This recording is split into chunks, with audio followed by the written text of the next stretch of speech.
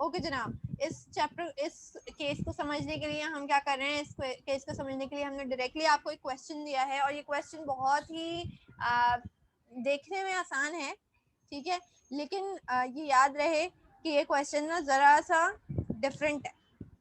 ये इस माने में डिफरेंट है कि आपको देखने में लग रहा है कि पैरेलल में ले गए तो कौन सा फॉर्मूला यूज़ करना होगा, वही वाला यूज़ करना होगा जो बचपन से करते आ रहे हैं, लेकिन नहीं, ऐसा नहीं है, ठीक है। यहाँ पे डिफरेंट तरीक़ा कार इस्तेमाल हुआ है।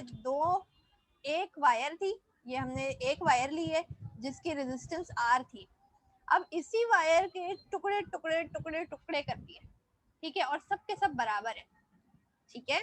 सवाल ये है, और से देखना, हुआ ये कि अब इसकी जो रेजिस्टेंस थी ना वो भी उतने ही टुकड़ों में डिवाइड हो गई है। हर टुकड़े की रेजिस्टेंस जो है वो आर अपॉन एन हो गई है। N is the number of equal parts which we made, ठीक है। और अब इन सबको जो है क्या किया गया है, एक साथ पैरेलल में लगा दिया गया। और पैरेलल में ज्वाइन करने के बाद क्या फॉर्मूला होता था, याद है किसी को? वो फॉर्मूला ये था, ऐसा ही था या मैं गलत लिख रही हूँ? बताओ भाई, गलत तो नहीं लिख रही मैं? कुछ सही लिख रही हूँ ना? गलत लिखूं तो बताना। सही, ये हमें मालूम है पुराना फॉर्मूला। अब जबकि हमने देखा कि रेजिस्टेंस जितने पीसेस हमने किए ना उतनी ही रेजिस्टेंस भी जो है वो ब्रेक डाउन हो गई है। समझ आ रही है बात? तो रेजिस्टेंस जब ब्रेक डाउन हुई है तो जो equivalent resistance after compiling them in parallel देखेंगे वो क्या होगी, वो ऐसे होगी बच्चों।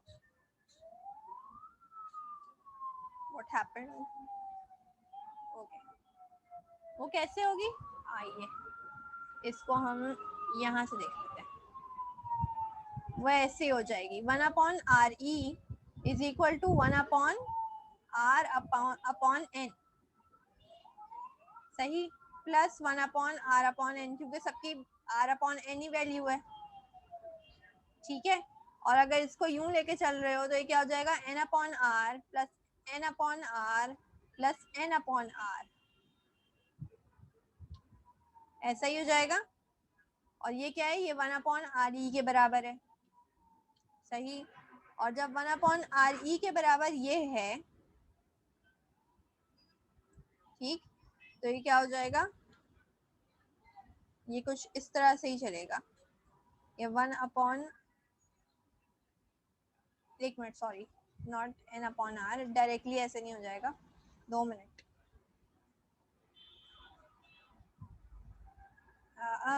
एक इस तरह से आपको समझाते हैं ताकि आपको आसानी रहे। हमें मालूम है ये हमने क्या किया, 1 + 1 + 1, ये जितने भी होंगे वो सारे क्या हो जाएंगे, हमें तो नहीं मालूम ना ये कितने हो रहे हैं, ठीक है। ये तो एन तक जा रहे हैं, n upon R upon n तक जा रहे हैं, तो हमने इसको क्या कर लिया कि हम ये इसको ऐसे ले लेते हैं, n upon R upon n. समझ आ रही है अभी तक बात?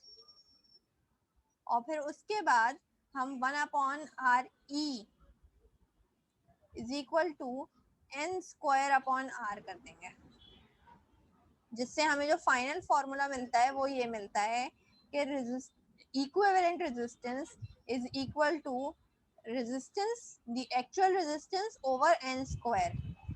सबक क्या हासिल हुआ? सबक ये हासिल हुआ कि जब किसी एक वायर को इक्वल पार्ट्स में डिवाइड किया जाए और फिर उसके हर हिस्से को पैरेलल में लगा दिया जाए, ठीक, तो जो इक्विवेलेंट रेजिस्टेंस होगी वो ये होगी, ठीक है। तो ये अपने पास नोट डाउन कर लें, ये एक डिफरेंट फॉर्मूला है, हमने ऐसा, ये एन वाला देखो बेटा, हमें नहीं पता यहाँ पे कितने हैं, हमने तो कहा एन नंबर ऑफ पीसेस में डिवाइड किया है ना हमने, तो यहाँ पे 1 + 1 + 1 लिखने की बजाय हमने, अब हम 1 + 1 + 1 कर देते 3 अपॉन आर अपॉन एन, तो हमें कैसे पता चलता, हमने 3 टुकड़े तो नहीं किए ना, हमें सवाल में क्या बताया है, एन इक्वल पार्ट्स किए हैं, ठीक है।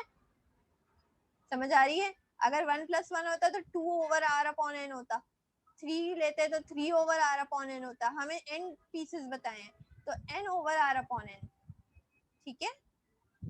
अब सही है, ये फॉर्मूला होगा, ये अपने पास नोट कर लो। और अच्छा, अगर यही सवाल होता कि हमने इस वायर को सीरीज में कनेक्ट कर दिया, तब क्या होता? अगर हमसे कह देते कि हमने 4 टुकड़े कर दिए, फॉर एग्जांपल ये एक वायर था जिसकी रेजिस्टेंस R थी, फिर हमने इसके साथ क्या किया, हमने इसके 4 टुकड़े कर दिए और फिर इनको सीरीज में लगा दिया। सीरीज में लगाने का मतलब हमने उनको यूं कर दिया,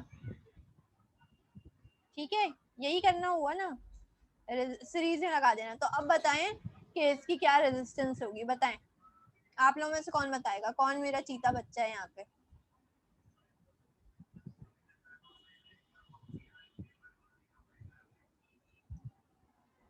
बेटा जितने टुकड़े थे ना, जितने टुकड़े थे, R/N R/N R/N, सही है, उन सबको उठा के वैसे ही लगा दिया जैसे कि वो पहले थे।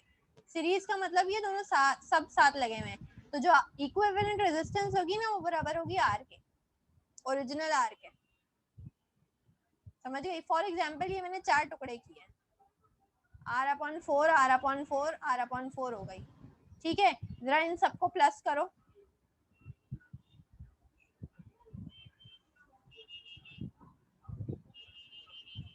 ये तुम्हारे पास आ जाएगा 4 R/4, और फिर 4 से 4 कैंसिल हो जाएगा, R is equal to R।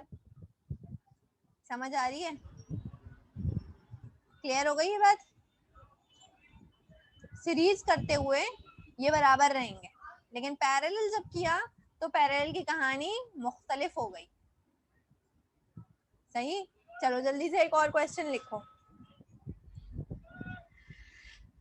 A wire of resistance R, a wire of resistance R is cut into 4 equal parts.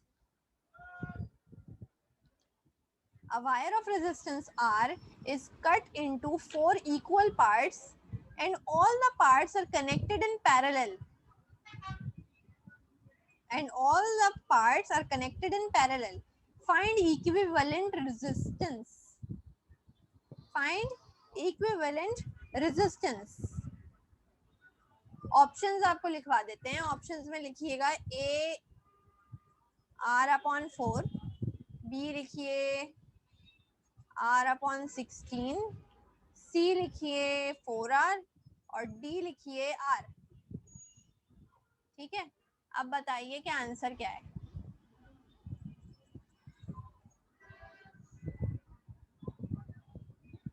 Formula अभी अभी आपने जो इस्तेमाल किया है वही है। 4 टुकड़ों में वायर कट किया गया है। फॉर्मूला तुम्हारे पास R E = R/N² वाला है, यही जो अभी किया था। पुट करो और आंसर निकालो।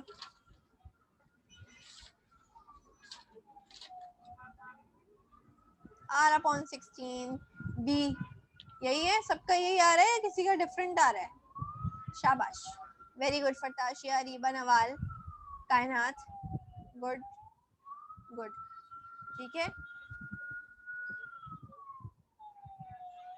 सही जा रहे हैं अभी तक। किसी को कोई कंफ्यूजन, किसी भी बच्चे को? एक क्वेश्चन और करते हैं ऐसा। A wire of resistance R, क्या नो? नहीं करना और नहीं पढ़ना फताशिया, क्वेश्चन लिखो। A wire of resistance R is cut into 10 equal parts. ठीक है, a wire of resistance R is cut into 10 equal parts and all parts are connected in parallel. अब मैं इसके ऑप्शन ना जरा मुख्तलिफ दे रही हूँ, ठीक है। and all parts are connected in parallel.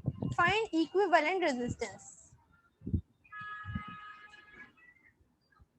Increasing 100 times, decreasing 100 times, increasing 10 times और decreasing 10 times। बताइए इसका आंसर क्या होगा।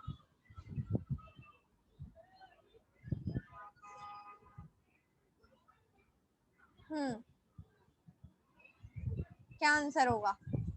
r dash is equal to r upon n square, यही है, r upon 10 square, r over 100 क्या हुआ है? डिक्रीज कर गई है 100 टाइम्स, ठीक है, डिक्रीज 100 टाइम्स। तो ऑप्शन कौन सा है? बी, बिल्कुल सही कहा रीबा ने, ठीक है। अच्छा, अब मैं आज की क्लास एक बहुत आसान से उस पर एंड करूंगी, ठीक है। क्यों एंड करूंगी मैं अभी बताती हूँ, ठीक है, लेकिन रेजिस्टर्स पे बात कर लेते हैं। जो कहानी हमेशा से पढ़ते आए हो ना, 1 upon R E is equal to 1 upon R1 plus 1 upon R2 plus 1 upon R3, यही कहानी पढ़ी है। इस कहानी को समराइज कर लेते हैं। जब कभी रेजिस्टर्स पैरेलल लगे हुए हो उनको यूं कर देना, ठीक है। जब कभी रेजिस्टर्स पैरेलल लगे हों उनको यूं कर देना। कैसे कर रहे हो, बताऊं या ना बताऊं? और जब कभी सीरीज में लगे हों तो उनको ऐसे कर देना, नंबर ऑफ रेजिस्टर्स जितने हैं उनको कनेक्ट कर दो। अगर सबकी वैल्यू सेम हो, ये नहीं कि उसने कहा था तो किसी की अपनी मर्जी से लगा दी, जब वैल्यू सेम हो, ठीक है, तब ये काम कर सकते हो, ठीक है। जब वैल्यू सेम हो तो ये काम कर सकते हो, सही है, क्लियर है वाली बात? अच्छा जनाब,